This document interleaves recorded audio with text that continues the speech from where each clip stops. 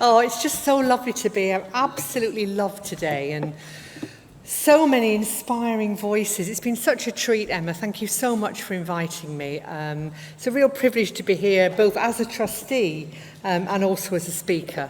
So I am going to aim to finish my slot on time because I know that's important. So forgive me if I jump over a couple of slides or so, but you will be able to get hold of these slides. So just as a signpost, really, what we might explore in the next half hour or so, I want to explore how we, and I include myself in that, how we bring our best and most authentic selves to the role of governor and trustee, how we really know ourselves and stay true to ourselves in the most turbulent of times.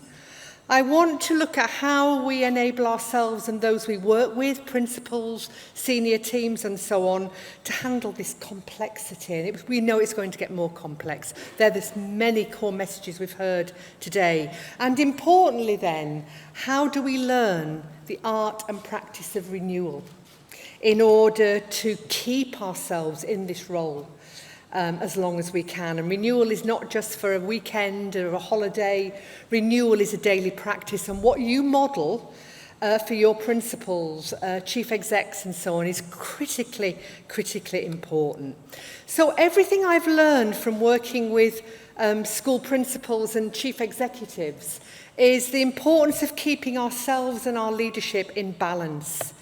And I work with leaders in order to shift their attention so they've got this 50-50 approach to their attention and where they're placing it, following this quote from Peter Drucker, that they are cultivating time managing their external reality. In other words, the tasks they have to do, the leading and managing of the school or of the trust. But 50% of their attention is also on their internal reality, what's going on inside. And everything I've learned from the work I've done, and I'm still learning it, is that our leadership effective is born through the way in which our outer world and our inner world intersect.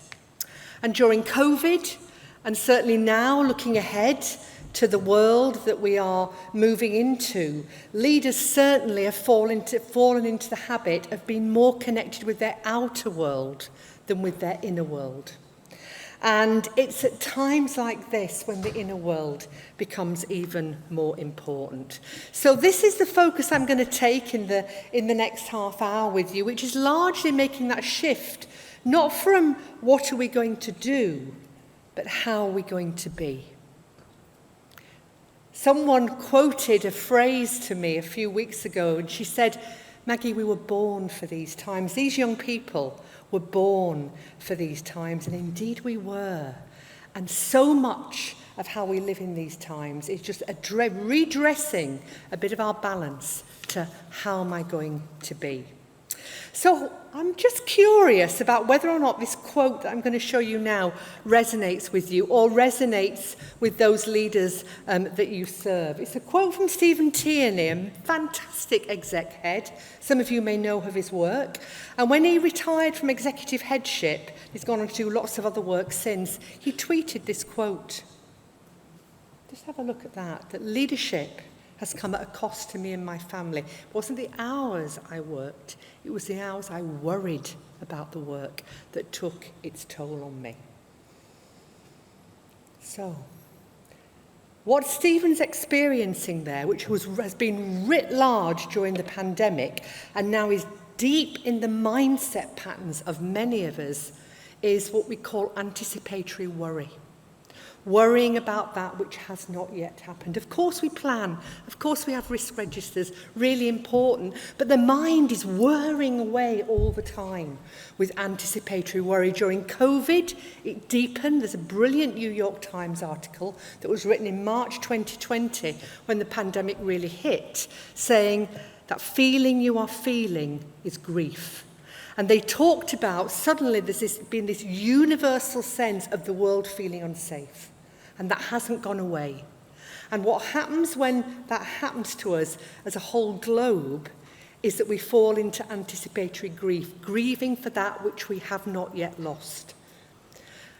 And that's not just for a pandemic. Anticipatory worry is a very, very common mindset trait of leaders and, of course, of ourselves as governors and trustees.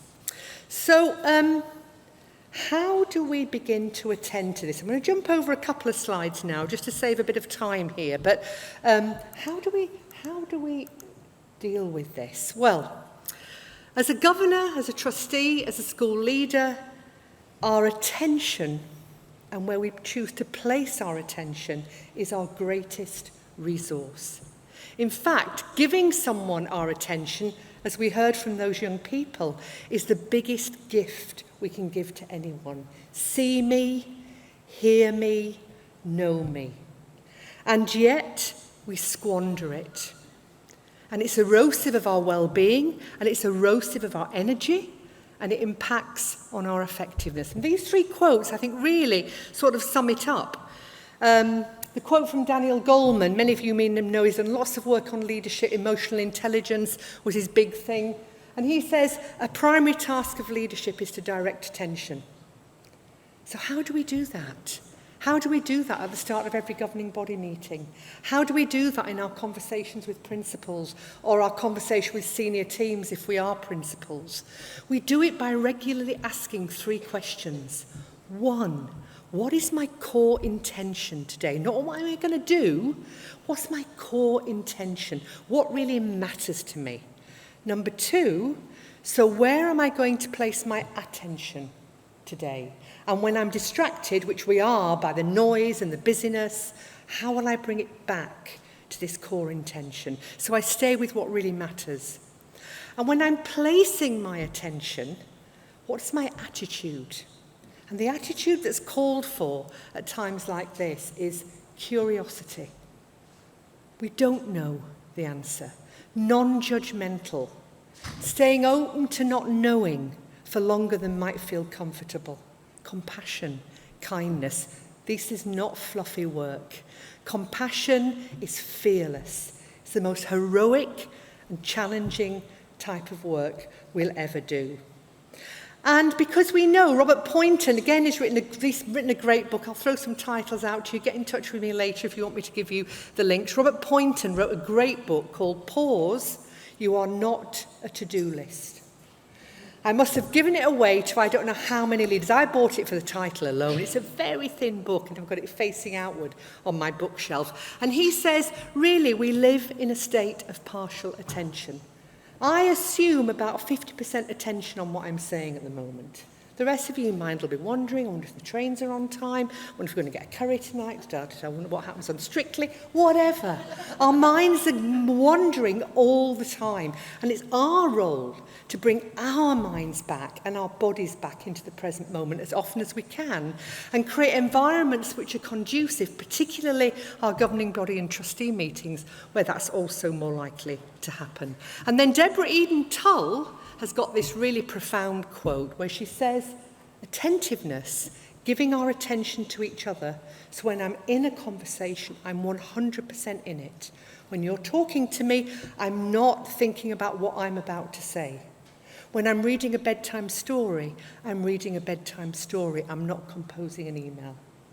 She says attentiveness, and that's what attentiveness is a subtle act of love for self and for others. And when I've worked on this quote, particularly in her work with school leaders, they then say, whoa, well, if attentiveness is a subtle act of love, and I'm living in a partial state of inattentiveness, I know I am, because my mind is always time travelling, running on to the next thing that I'm about to do, or beating myself up for something that happened half an hour ago that didn't go so well. So if that's going on all the time, because the human mind is a wandering mind, and therefore we're not present, then if attentiveness is a subtle act of love, inattentiveness must be a subtle act of neglect of self or others. And we cannot afford that leadership or that way of being for ourselves or others at the moment. So I'm just going to stop there and just pause. Think about that quote from Stephen Tierney. Leadership has come at a cost to me and my family. It wasn't the hours I worked, it was the hours I worried about the work that took its toll on me, the 3 a.m. thoughts that we just can't stop going around. And these quotes and our own sense of when and where am I at my most attentive? And how aware am I of when I am partially attentive? We're all very good at looking someone in the face and only being half in the conversation. We're squandering our attention on what matters. We can't afford to do that. And what you model is so important for the next 18 months, 2-3 years. Your degree of presence in the difficult conversations that are to come. So just have a quick chat. Does any of that make any sense at all? How does it play out in your experience? Just a couple of minutes. We haven't got long, but I'd just like to give you a moment to have a quick chat. How does it play out? Over to you.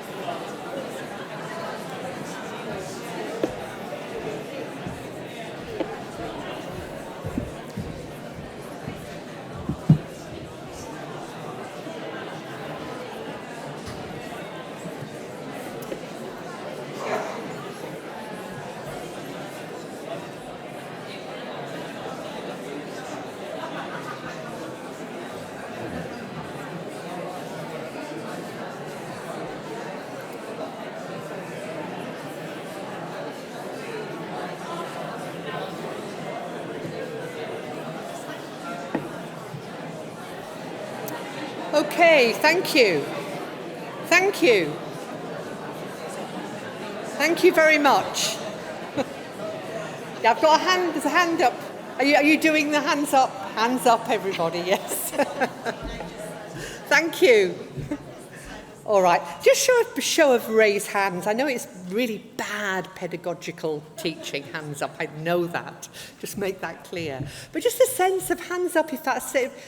Constant partial attention, wandering mind, ruminating, time travelling past and future all the time, not being enough in the present, which after all is the only moment in which we have to live and lead. There is no other where we place our attention. Even when we're placing our attention on planning, half our mind is somewhere else.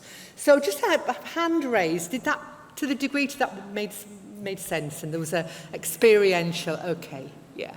It's called being human. It's called being human. The wandering mind, the human has got an amazing ability to think about that which is not happening. And that comes at a massive emotional cost, and the cost of our energy and our well-being. And young people, we know anxiety levels are high, and young people are experiencing the same. So let me just go on to look at what we might do. And I thought I might just start with a tiny little practice. Nothing weird, but a lot of this work, not all of it, but a lot of the work that I do comes from the practice of mindfulness. And as one head teacher said to me, Maggie, don't talk to me about mindfulness. It's all crystals and muesli. Nothing wrong with crystals and muesli. So we laughed. And then we talked about, well, what does it mean to be a leader who's fully attentive, aware, responsive, here now, for themselves and those around us? And he said, well, yeah, that's important. I said, okay, that's what we'll talk about then. Because mindfulness is attention training as well. I mean, that's basically what you can refer to it as. And one of the first things that I learned when I was practicing this many, many years ago now, and have since been trained in some of this work, was my posture. So I'm just going to do a tiny little posture shift for you and encourage you to perhaps take this posture in conversations, in meetings, in your governing body meeting. So Play along with me or not, it doesn't matter. But those of you who want to, let's just try it. So we're sitting down. So I'm going to start this slight postural shift. I just want you to see what difference it makes to how you feel and how present you feel. Is that we give ourselves a nice stable base and we put both feet on the floor so we do not cross our legs. Because that means the body is unbalanced. If the body's unbalanced, the mind's unbalanced, we can't possibly do the 50-50 attention. So both feet on the floor. And if we were doing this for longer, I'd say really now bring the torch beam of attention, which is always in the head. We live from the neck up. And that makes us, in many ways, quite superficial in our leadership. We're not drawing on all our senses that are incredibly important for our wisdom as leaders. So we talk about taking the torch beam of attention from your head, where it sits a lot of the time, literally down into your feet. So just imagine that you've got this torch beam, it's coming down into your feet, almost like it's pulling you down. So you're letting gravity. Gravity is a great resource for us. So you're letting your attention go down into your feet, as if sensing feet for the first time. We often say at times of great turbulence, the safest place for us as humans is downward. To come out of the head, which is going frantic and spiraling, to come into the body, not to stay down, but to rise up with a little less clutter, a little more clarity, and a little more wisdom. So feet on the floor, that's one of your anchor points. Backside on the chair, that's the next anchor point. Wherever the body touches something solid is an anchor. You can do this to anchor yourself whenever you feel revved up in a meeting or you find your mind going off. Just bring you back into the present moment. When you're in the body, you can only ever be in the present moment. The body will not have tomorrow's toothache, but the mind will have tomorrow's worries. So backside on the chair. And now finally, just to get a sense of this, I'm going to invite you to just bring your back away from the back of the chair. So your spine is nice and upright. Because if we don't prop our bodies up at all, they'll find their own balance. And let your front be really soft. We often spend a lot of time clenched at the front, armoured against what the world's going to bring. People notice it when they're with us.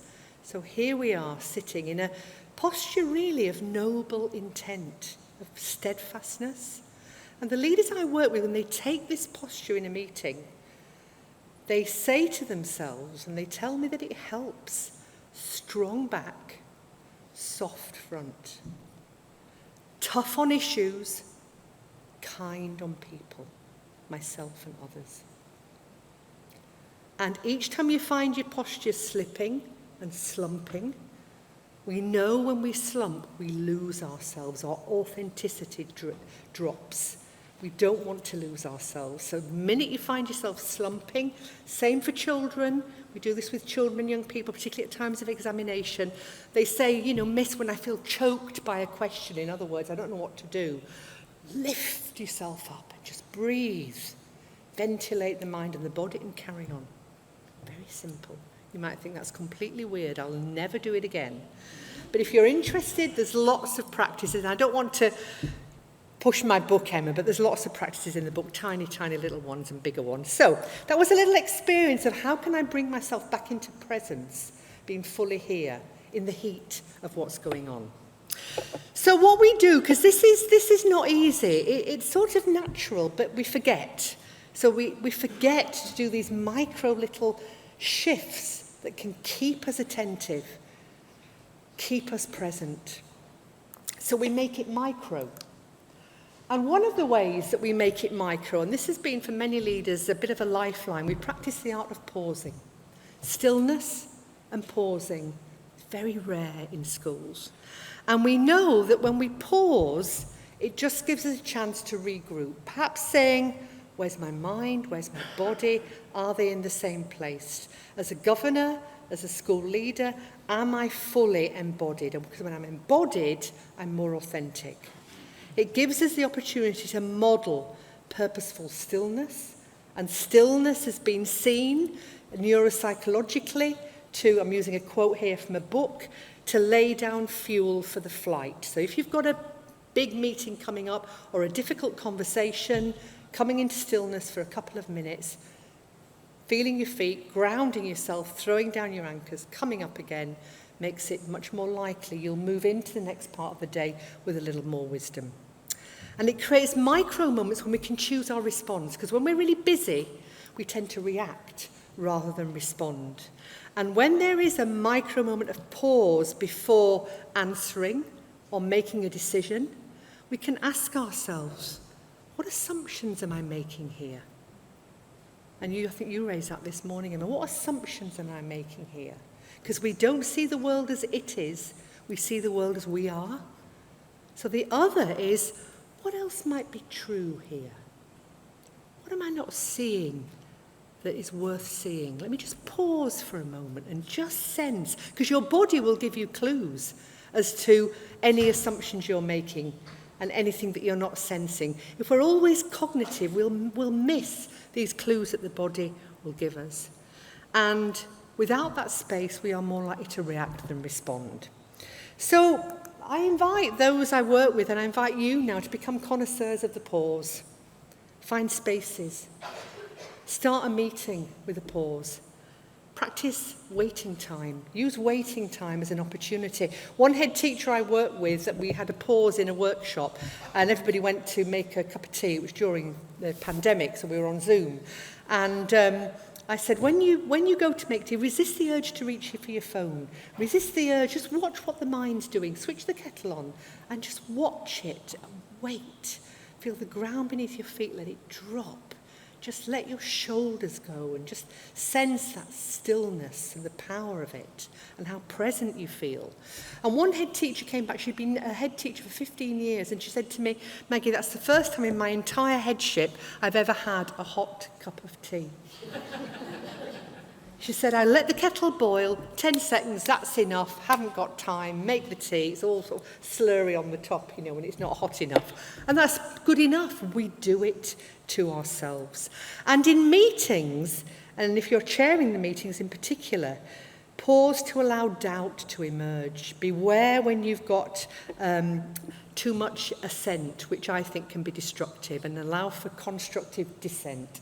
When I was at the National College for School Leadership, Steve Mumby was our chief executive. He's written a brilliant book called Imperfect Leadership, which you'll know, Emma.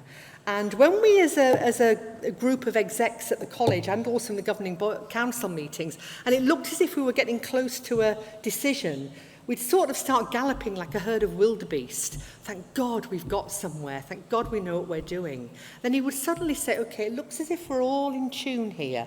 Now I want you all to do an absolute 90-degree turn and all say what you would say if you didn't agree. I know you agree, but I want to know what you would say if you didn't agree. Very powerful. I like dissent. Dissent is good. Create a pause in the meeting for that opening to emerge. But it's not easy because we give high status to busyness. So what are we modelling? What are we modelling as governors?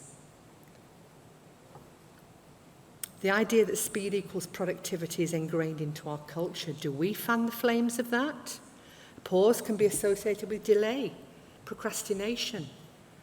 Saying, I'll need to give that a great deal of thought. I need to go away and sit with that for a while. So, let's get back together at the end of the day or tomorrow. It's hard to say that. It's hard for school principals, particularly if they're quite new, to say that. But we know this from the pandemic, because it happened to many heads, that this constant overwork or busyness can be a means of escaping ourselves. It covers a yawning well of anxiety. And if I were to stop, what might happen? If I'm not busy ticking things off my to-do list, who am I?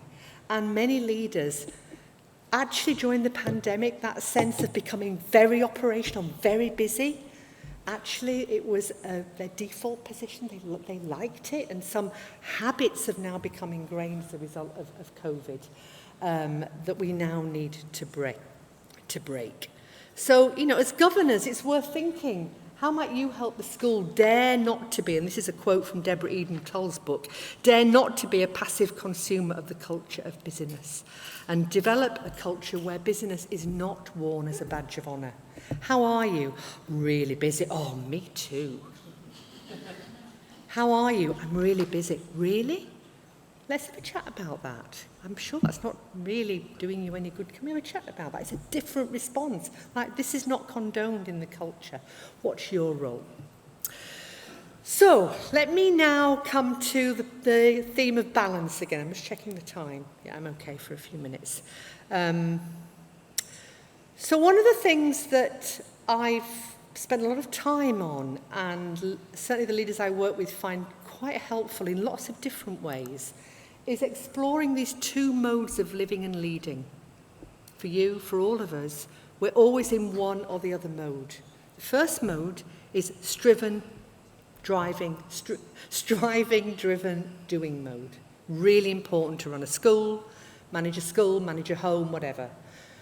The other mode is the being, sensing, experiencing mode. Both are equally important. This is the 50-50 attention, outward to the task, inner to the me, to the process, to the behaviours. And John Kabat-Zinn, who's done a lot of this work in the West, and he's a physician in Massachusetts, has this wonderful phrase where he says, we are human beings, we're not human doings. If we were meant to be called human doings, we would be called human doings. We're human beings, but we have lost the being side of ourselves. And these next few years, that being side of ourselves and of you in the really important you, me, others do with schools is going to become even more and more important. So I'm going to encourage you to know which mode you're in and how balanced you are as a governor. Do you fan the flames of the driven, doing, striving mode? Or do you create time in individual conversations and meetings, sit back and say, what are we sensing here? What are we noticing? What's going on? Just pause for a moment so we bring the other mode back into being.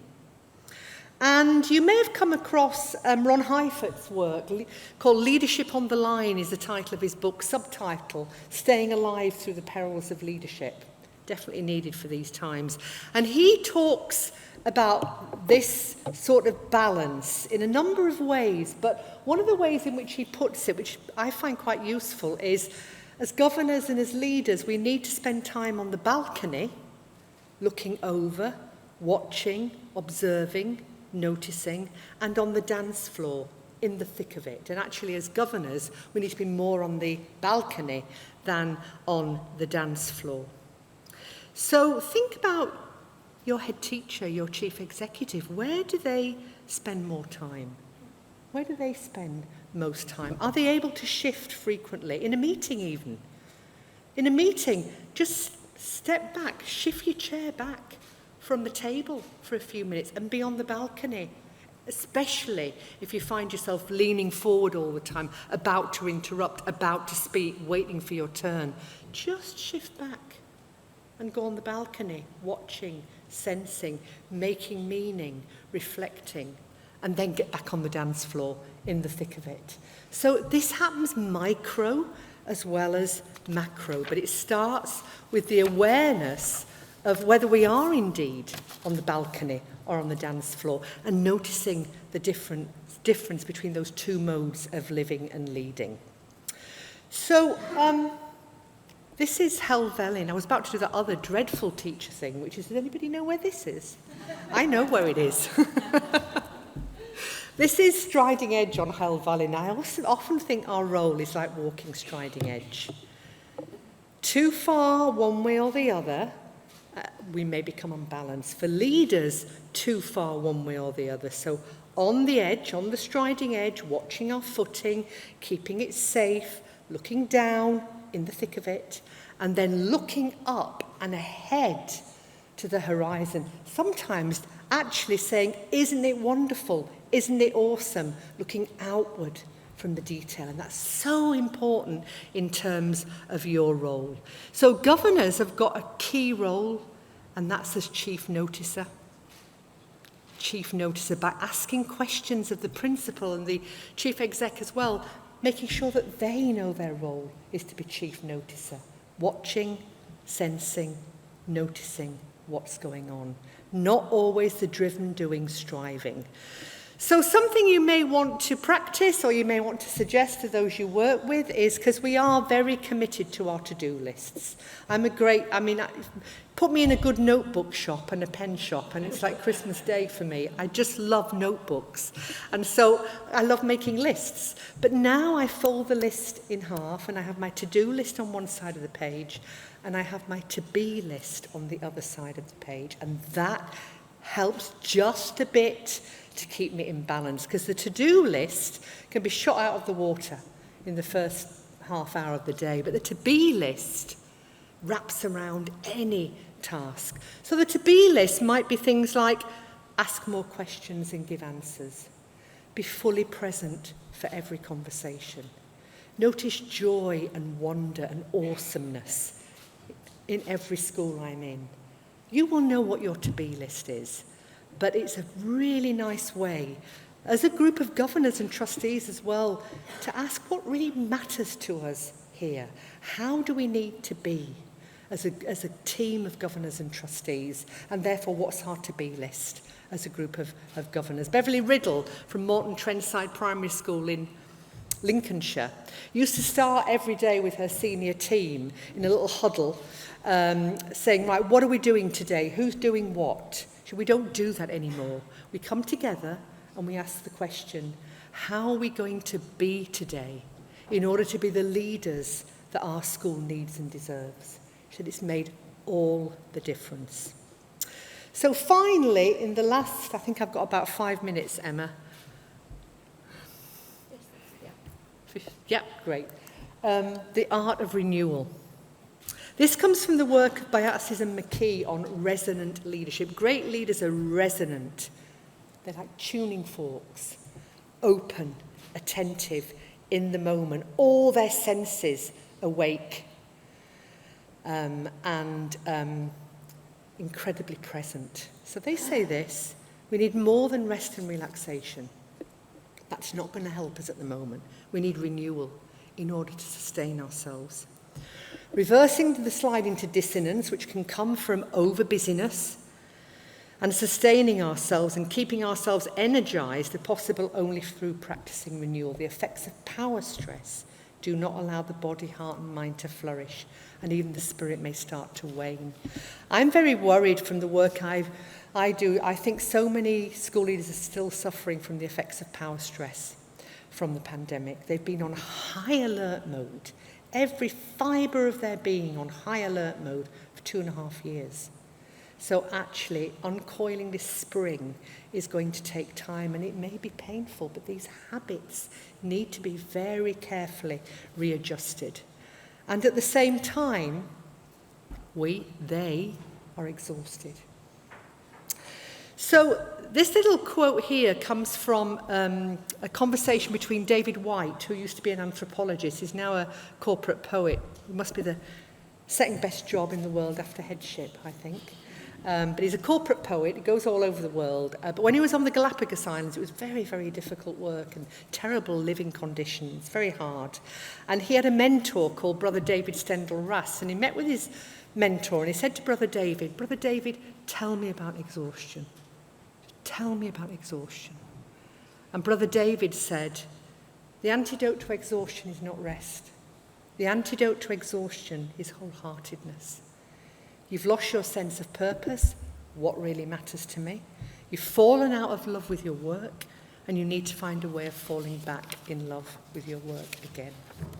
So let me put this to you in terms of leadership, governance as leadership. Possibly your biggest contribution to the school now and to yourselves is to find ways of falling back in love with your role, and for school leaders to find ways of falling back in love with their work, helping them to do the same again and again and again. So how do we do this? Well, we can ask questions. We can start a governing body meeting. What's brought you alive in whatever work you've done today? Who or what are you grateful for today? What's gladdened your heart today? To actually bring that intentionally into meetings. We just had a walk around the school. What lifted your spirits today? And even better, take an awe walk. If you're doing a walk around the school, turn it into an awe walk, a wonder walk. a fab walk, whatever you want to call it. This is not, candles and fluffy things. This is ethical work. This is ethical work. So if you can turn towards being a joy multiplier for the school, then more and more people will fall back in their love with their work again, and the children will benefit, and more their leadership will be sustained for longer. So on all walk, you walk around with a child or with a member of staff, orienting to that which is wonderful, what you see. And the tiniest little thing can be wonderful, but we don't notice them. We say neurologically that we are Velcro for the troubling, which is why the thoughts that wake us up in the middle of the night are almost always troubling. They're rarely joyful. And we are Teflon for the joyful. It just slides off us. So an all walk allows us to become Teflon for the joyful. If we walk with a child or a group of children, it is amazing what they bring to our attention. So I'm going to pause there. There may be questions, but I don't think we've got time. But I just want to end by saying there is so much amazing, heroic, courageous, powerful leadership in this room and in our system. But we are leading sometimes with one hand tied behind our backs because we're not always present. We're living in anticipatory worry. We do it to ourselves, and we can break those habits. We can break those habits of leaning so far into the driven, doing, striving mode of mind that we burn out. And it's our role to help our leaders to become upright again so they can keep their leadership in balance and your leadership in balance as well. So Emma, I wanted to end with a little poem which I felt was sort of, I had thought of it this afternoon thinking it feels a bit like the feeling I've got having sat through the conference. So I wanted just to share this with you in terms of when you turn around, don't go, but go to the AGB? AGM. Yeah. Sorry. Go to the AGM. Is this. Will you ever bring a better gift for the world than the respect that you carry right now? So many leaders are full of self-doubt at the moment about how good they are at the job. Will you ever bring a better gift for the world than the respect you carry right now? Wherever you go, or are you waiting for the world to show you some better way? When you turn around, starting here, lift this new glimpse that you found, this interval you spent today. Keep it for life. What can anyone give you greater than this moment, starting here right now, in this room, when you turn around? Thank you very much for listening.